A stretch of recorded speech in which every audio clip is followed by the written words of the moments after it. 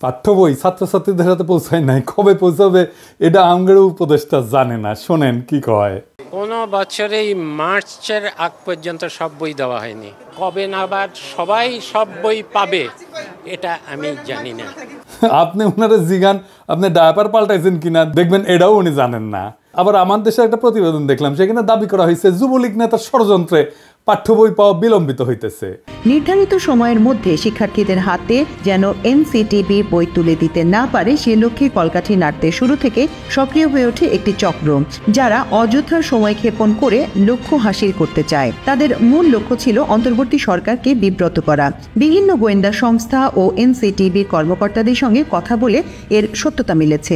মুদ্রণ শিল্প সমিতির সাবেক সভাপতি এবং যুবলীগ নেতা জহুরুল ইসলাম পাঠ্যপুস্তক নিয়ে সরকারকে বিব্রত করতে প্রথম থেকেই সক্রিয় হয়ে ওঠেন। এরই অংশ হিসেবে সরকারের বিনামূল্যের পাঠ্য বই মুদ্রণের জন্য 25 মার্চ পর্যন্ত সময় চেয়ে শিক্ষা উপদেষ্টা বরাবর চিঠি পাঠিয়েছিলেন মুদ্রণ শিল্প সমিতির সিনিয়র ভাইস চেয়ারম্যান জুনাইদুল্লাহ আল মাহফুজ। এ নিয়ে ব্যাপক আলোচনার পর তড়িঘড়ি করে সংবাদ সম্মেলন ডেকে ক্ষমা চান মাহফুজ এবং সমিতির প্যাডে চিঠিটি যাওয়ায় নিজের দায় স্বীকার করে ক্ষমা চেয়েছেন সমিতির সভাপতি রাব্বানী জাব্বারও। রাব্বানী সাবেক ডাক ও টেলিযোগাযোগ মন্ত্রী মোস্তফা জব্বারের আপন ভাই। আওয়ামী লীগের মন্ত্রী স্টিভ জব্বারের ভাইরে দেওয়া হয়েছে বই ছাপানোর দায়িত্ব, রাব্বানী জব্বার, তো এই হবে না? যাই হোক, আজকে আমি এই শিক্ষাক্ষেত্রে বিশেষ করে প্রাথমিক আর মাধ্যমিক শিক্ষার ক্ষেত্রে সিলেবাস, পাঠ্য বই, পরীক্ষা পদ্ধতি এই সমস্ত নিয়ে শিক্ষা ব্যবস্থার সংস্কার নিয়ে কথা বলবো। শিক্ষা সংস্কার নিয়ে কথা বলার আগে দুটো জিনিস নিয়ে একটু কথা বলে নিই, এটার সাথে সম্পৃক্ত। ছাত্ররা বই পায় নাই। এই যে মাসুদ কামাল কইতেছে হাসিনার আমলে কখনোই বই পাইতে দেরি হয় নাই, শোনেন কি কইতেছে, তার মুখেই শোনেন। এত বছর ধরে মানুষ স্বৈরাচার মৈরাচার সব বলছি, গালাগালি সব করছি, একটা কিন্তু পোলাপন বই পাইছে না, উনি দিতে পারেন না। সে কি ঠিক বলিছে? দেখেন এটা 2023-এর খবর, বই ঠিক সময় মতো পাইছে। আবার দেখেন এটা 2022-এর খবর, তার আগের বছর ঠিক সময় মতো বই পাইছে। 2023-এর আর একটা খবর দেখায় যে দেখেন ঠিক সময় মতো বই পাইছে। তাহলে মাসুদ কামাল কেন বলে যে হাসিনার আমলেও বই পাইছে 1 তারিখে? মাসুদ কামাল হাসিনার লেসপেন্সারি করিচ্ছে, ফ্যাসিবাদের লেসপেন্সারি করিচ্ছে, এটা টের পাচ্ছি। কারণ মাসুদ কামাল মনে করিচ্ছে আওয়ামী লীগ যদি আবার ক্ষমতা এসে যায় তাহলে একটা দাও মারা লাগবে। যাই হোক, এটার বাইরে একটা কারণ আছে। কারণ এটা হচ্ছে বাংলাদেশ, কেউ যদি প্রমিনেন্স পায় নিজেরা ঈশ্বর ভাবতে থাকে, সে নিজেই রেফারেন্স উৎপাদন করে, নিজে চেক করবে তার টাইম কই। তাহলে এই যে মিছা কথাটা সে কইল, তার কি হবে? মাসুদ কামাল সিনিয়র সাংবাদিক, যাই হোক আমি তার উপরে এখনই চড়াও হব না, তার আমি বেনিফিট অফ ডাউট দিতে চাই। স্লিপ অফ টাঙও তো হইতে পারে, ভুল হইতে পারে, কিন্তু মাসুদ কামাল এর পরে যদি ভুলভাল মিছা কথা কইছেন তাইলে গেলে বুঝেছেন একেবারে কচ্ছপের কামড় দিয়ে ধর্ম কলে। এবার আসেন, বইয়ের সিলেবাস পাল্টাইছে সরকার, জুলাই আগস্টের বিপ্লবের ঘটনা ঢুকাইছে। কি ঘটনা করিছে সেটা এনা দেখি, আসেন। দেখেন হাসিনার নাম নেয়নি, পরে মনে হয় পুলিশের দায় শুধু, আওয়ামী লীগ নাই, ছাত্রলীগ নাই, গণঅভ্যুত্থানের বিরুদ্ধে মেইন কালপ্রিটের নাম নাই। এরা বাচ্চাদের কি শিক্ষা দিতে চায়? যদি বইয়ে হাসিনার নামই লেখা না হয়, আওয়ামী লীগের নামই লেখা না হয়, ফ্যাসিবাদের নামই লেখা না হয়, তাহলে গণঅভ্যুত্থানটা হইল কার বিরুদ্ধে? জনগণ তো হাসিনার বিরুদ্ধে দাঁড়াইছে, পুলিশ তো প্রতিরোধ করতে গিয়ে নিপীড়ন করছে হাসিনার অর্ডার নিয়ে। এই নৃশংস প্রতিরোধের দায় কেবল পুলিশকে দিচ্ছে কেন? হাসিনার নাম কেন নিচ্ছে না? বাচ্চাদের জানা উচিত না হাসিনা জোর করে ক্ষমতায় থাকা এবং তার অপশাসনের বিরুদ্ধে আমরা ফাইট করছি? আমাদেরকে এখনো কারা হাসিনার রাজ্যে রাখতে চাচ্ছে, যে রাজ্যে হাসিনাকে কালপ্রিট বলা যাবে না? তো কে লিখেছে? রাখাল রাহা, ওর আসল নাম সাজ্জাদুল হক। এই এত ইসলামোফোব যে নিজের মুসলমান নামটা পাল্টা এটা হিন্দু নাম নিছে, প্রগতিশীল হয়েছে। যে বইটা দেখালাম এটা 5ম শ্রেণীর বাংলা বই, এখানে যে খুনি ফ্যাসিস্ট হাসিনার নাম লেখা হয়নি তা না। 9ম 10ম শ্রেণীর বাংলা বইয়ে জুলাই আন্দোলনের ইতিহাস কেন্দ্রিক একটা গদ্য যুক্ত করা হয়েছে, এটাতেও খুনি হাসিনার নাম লেখা হয়নি, আওয়ামী লীগের নাম নেওয়া হয়নি, ছাত্রলীগের নাম নেওয়া হয়নি। নাম না নিয়ে এরা ইতিহাস লিখেছে। কি লিখেছে দেখেন, মূলোৎপাটন করবে শাসন ক্ষমতা আঁকড়ে থাকা ফ্যাসিবাদী এক শাসককে, নিপীড়ক সরকারও প্রস্তুত, তার আছে দলীয় বাহিনী। দেখেন হাসিনার নাম নেয়নি, দলীয় বাহিনী ইউজ করছে হত্যাযজ্ঞ চালাইতে, কিন্তু এই দলীয় বাহিনী আওয়ামী লীগ ছাত্রলীগের নাম লিখতে এদের জাত যায়, লজ্জা লাগে। এরা ইতিহাস লিখতেছে, কিন্তু আমরা কার বিরুদ্ধে যুদ্ধ করছি তার নাম লিখতেছে না। কারা শহীদদের খুন করছে, গুলি করছে, পঙ্গু বানাইছে, অন্ধ বানাইছে, তাদের পরিচয় বলতেছে না। এটা কেমন ইতিহাস? আবার দেখেন লিখছে, কিন্তু প্রতিরোধ করেছিল সরকারি দলের দুর্বৃত্ত বাহিনী, তাদের পাশে ছিল রাষ্ট্রীয় বাহিনীগুলোর ক্ষুদ্র একটা বিপদগামী অংশ। মানে বুঝিছেন, সরকারি দলের দুর্বৃত্ত বাহিনী বলতে পারতেছে, যেন এই বাহিনীর নাম নাই। আপনারা দেখেন রাষ্ট্র বাহিনীর একটা ক্ষুদ্র অংশ নাকি বিপদগামী ছিল। হ্যাঁ, হাই সেলুকাস, যেখানে আস্ত একটা পুলিশ বাহিনী, আস্ত র্যাব, ডিজিএফআই, এনএসআই, ডিবি জনগণের বিরুদ্ধে দাঁড়াইছে, সেখানে ক্ষুদ্র একটা বিপদগামী অংশ নাকি দাঁড়াইছে। কি কারে ইতিহাসের বিকৃতি বলেন? এই ইতিহাস ঘটার 4-5 মাস না যাইতেই এই ইতিহাস বিকৃতি, তাও গণ অভ্যুত্থানের সরকার ক্ষমতায় থাকা অবস্থায়। পরে কি হবে তাইলে ভাবেন। এই বই রাখালরা ঢুকে দেবেন, হারামজাদা বুদ্ধিজীবী চাইছে। এবার বুঝেছেন তো কেন আমি বাঙ্গু সুশীলগের আর বামদের গেলায়। সিলেবাস নিয়ে হাসিনার আমলে কত কাণ্ড হইতো আপনাদের মনে আছে না? আমি একটার পর একটা এপিসোড করেছি, যে দেখেন কতগুলো এপিসোড করেছি অসঙ্গতিগুলো দেখা দেওয়ার জন্য। সিলেবাস নিয়ে সিরিয়াস কাজ হাতে গোনা বাংলাদেশে কয়েকজন করছে, তার মধ্যে আমি একজন। একবার ঘুণাক্ষরও আমারে কইল না, ভাই আপনার মতামতগুলো কি বলেন, বইগুলো দেখে একটু মতামতগুলো দেন, বলে না। আমি যে খুব জ্ঞানী লোক তা না, কিন্তু আমাকে দেখতে দিলে তো ক্ষতি নাই, তাই না? আমার রিকমেন্ডেশন নিয়েন না, দরকার হইলে একটা মতামত তো ফ্রি পাইতেন, তাই না? রাখালরা যে কাজটা করিচ্ছে, টাকা নিচ্ছে, গাড়িতে ঘুরিচ্ছে, গাড়ি পাইছে একটা ফ্রি, অফিস পাইছে, স্টাফ পাইছে, আমরা তো টাকাও দিতে হতো না। তো সাজেশন নেন না কেন? কারণ হইতেছে রাখালরা শুধু হিন্দু নামই নেয়নি, তার সাথে হিন্দু ধর্মের বর্ণ প্রথাও নিছে। আমি তো নমশূদ্র, তাই আমার সাজেশন নিলে জাত যাবে রাখাল রাহার। রাখাল রাহালে কেউ দেখলে জিগায়েন তো, ওই যে ক্ষুদ্রকালে ওর যন্ত্রের যে কর্তৃত্ব চামড়া আছে না আগা, ওটিকে আবার লেগে নিছে নাকি প্লাস্টিক সার্জারি করে।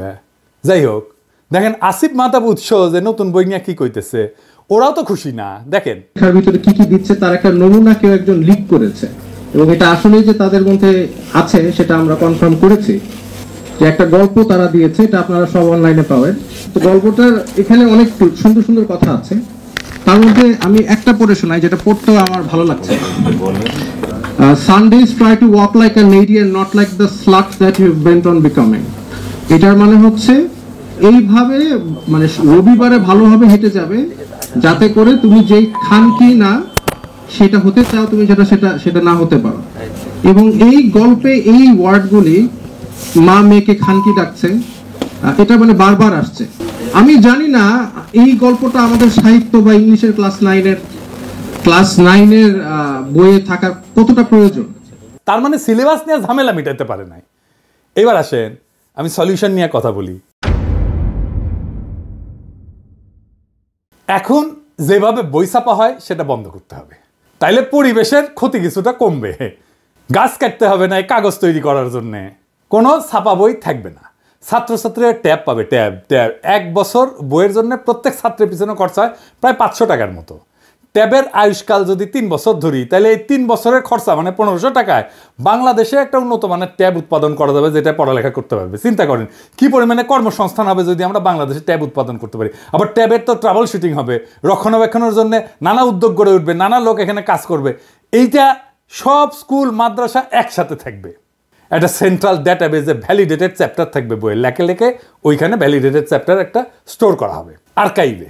ওই আর্কাইভে চ্যাপ্টারগুলো থাকবে, বইগুলো লিখবে স্কুল আর মাদ্রাসার শিক্ষকেরা, ভ্যালিডেট করবে একটা বোর্ড।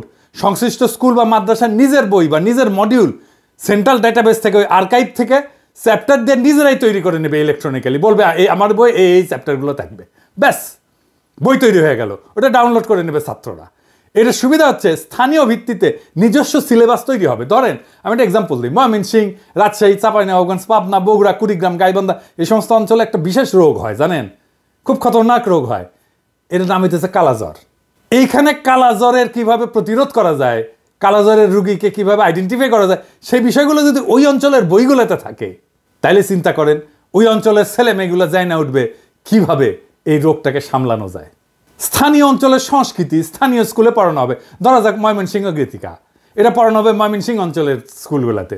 লবণাক্ততা, এটা থেকে বাঁচার উপায়, এটা পড়ানো হবে উপকূল অঞ্চলে। চাঁপাইনবাবগঞ্জে পড়ানো হবে গম্ভীরা, স্থানীয় সংস্কৃতি। কালাইয়ের রুটি, পার্বত্য চট্টগ্রামে ম্যালেরিয়া পড়ানো হবে। অত্যন্ত রিচ কারিকুলাম তৈরি করতে পারবো আমরা। স্কুলের শিক্ষক আর স্থানীয় স্কুল কমিটি তাদের বই ঠিক করে নেবে। বইয়ের সাথে সাথে কয়েক হাজার প্রশ্নও তৈরি করা থাকবে। এই প্রশ্ন করার জন্য কোনো ঝামেলার দরকার নাই। চ্যাটজিপিটিতে বইটা আপলোড করে দিয়ে বললেই হবে এই বই থেকে 2000 প্রশ্ন তৈরি করে দাও, উত্তরও তৈরি করে দাও, তাইলে তারা প্রশ্ন তৈরি করে দেবে, উত্তরও তৈরি করে দেবে। বইয়ের চ্যাপ্টারের ভ্যালিডিটি থাকবে 3 বছর। প্রত্যেক বছর এই আর্কাইভে নতুন নতুন চ্যাপ্টার তৈরি হবে আর যুক্ত হবে। স্কুলে কম্পিটিশন হবে বইয়ের চ্যাপ্টার লেখার জন্য ছাত্রদের মধ্যে। ছাত্ররাই লিখবে নিজেদের বইয়ের চ্যাপ্টার। ক্লাস 9-এর ছাত্ররা তো অবশ্যই ক্লাস 8-এর ছাত্র বই লিখতে পারবে, তাই না? আমরা সেরা চ্যাপ্টারগুলো সারা দেশ থেকে বের করে নিয়ে এসে আর্কাইভে রাখবো। সারা দেশে স্কুল ছাত্ররা যদি লেখে, তার মধ্যে থেকে আমরা নিশ্চয়ই 10-12টা ভালো চ্যাপ্টার পাবো যারা ভালো লিখছে। প্রত্যেক চ্যাপ্টারের জন্য অনলাইন টিচিং মডিউল তৈরি করব অনলাইনে। সেইখান থেকে মূলত শিখবে ছাত্ররা। আমাদের কোয়ালিটি শিক্ষকের সমস্যা কমবে, একজন লক্ষ লক্ষ ছাত্রকে পড়াইতে পারবে। সেরা শিক্ষকেরা টিচিং মডিউল তৈরি করবে। সারা দেশে একই রকমের শিক্ষার মান নিশ্চিত হবে। পরীক্ষা হবে ইলেকট্রনিক্যালি। কিভাবে? ওই ট্যাব দিয়ে পরীক্ষা দিতে পারবে সবাই। প্রশ্ন র্যান্ডামলি তৈরি হবে অ্যালগোরিদম দিয়া। এক একজনের জন্য এক এক প্রশ্ন। পরীক্ষাও দেবে ট্যাব থেকে। কাউকে প্রশ্ন করতে হবে না, খাতা দেখতে হবে না, টেবুলেশন শিট বানাইতে হবে না। সকালে পরীক্ষা, বিকালে রেজাল্ট বের হয়ে যাবে। কত সময় বাঁচবে দেখেন। পুরা শিক্ষা ব্যবস্থা নিয়ে, সিলেবাস নিয়ে বেশিরভাগ সমস্যার সমাধান হয়ে যাবে। রাখাল রাহাদের রাহাজানি থামবে। আমরা অনেক গুরুত্বপূর্ণ বিষয়ে নজর দিতে পারবো এইটা অল্প সময়ের মধ্যে সম্পন্ন করতে পারলে। এখন প্রশ্ন হচ্ছে, এইটা কি বাস্তবায়ন করবে এই সরকার? এই সরকার তো কিছুই করে না, কিন্তু বলতে তো অসুবিধা নাই। আমাদের স্বপ্নটা জাগায় রাখতে হবে। আমাদের জাতিকে বুঝাইতে হবে আমাদের সম্ভাবনাটা কত বিশাল। আমাদের সমস্যা যাই থাক, তার সৃজনশীল সমাধান আছে। একদিন না হয় একদিন এই সমাধান বাস্তবায়িত হবে। ততদিন স্বপ্নকে জাগায় রাখতে হবে আমাদের। আমরা স্বপ্ন দেখি এমন এক বাংলাদেশে যেখানে শিক্ষার জন্য অপেক্ষা করতে হয় না, যেখানে পাঠ্য বই বিতরণে অব্যবস্থাপনার শিকার হইতে হয় না। আমরা স্বপ্ন দেখি এমন একটা শিক্ষা ব্যবস্থা যা শুধু জীবিকা অর্জনের পথ দেখায় না, বরং সৃজনশীলতা, উদ্ভাবনী শক্তি এবং আত্মমর্যাদা জাগায় তোলে। আমাদের স্বপ্ন একটা বিপ্লবের, সৃজনশীল বিপ্লবের। এই বিপ্লব কোনো বন্দুকের গুলিতে না, কোনো আন্দোলনে না, কোনো প্রতিবাদের মিছিলে না। এটা হবে আমাদের চিন্তায়, আমাদের দৃষ্টিভঙ্গিতে, আমাদের কর্মের মাধ্যমে বিপ্লব।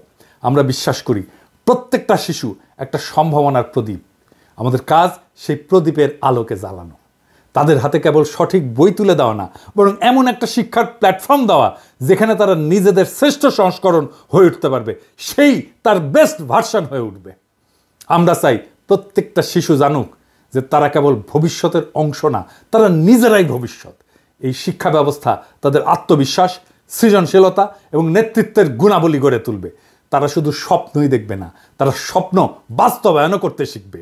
এই বিপ্লব আমাদেরকে শুরু করতে হবে। আমাদের চিন্তা, কথা এবং কাজের মাধ্যমে আমরা সেই আগুন চারিদিকে ছড়ায় দেব। আমরা প্রমাণ করব শিক্ষা শুধু এক প্রজন্মকে না, পুরা জাতিকে বদলায় দিতে পারে। আসেন আমরা এই স্বপ্নের অংশ হই। আসেন আমরা সৃজনশীল বিপ্লবের সৈনিক হই। ইনকিলাব জিন্দাবাদ।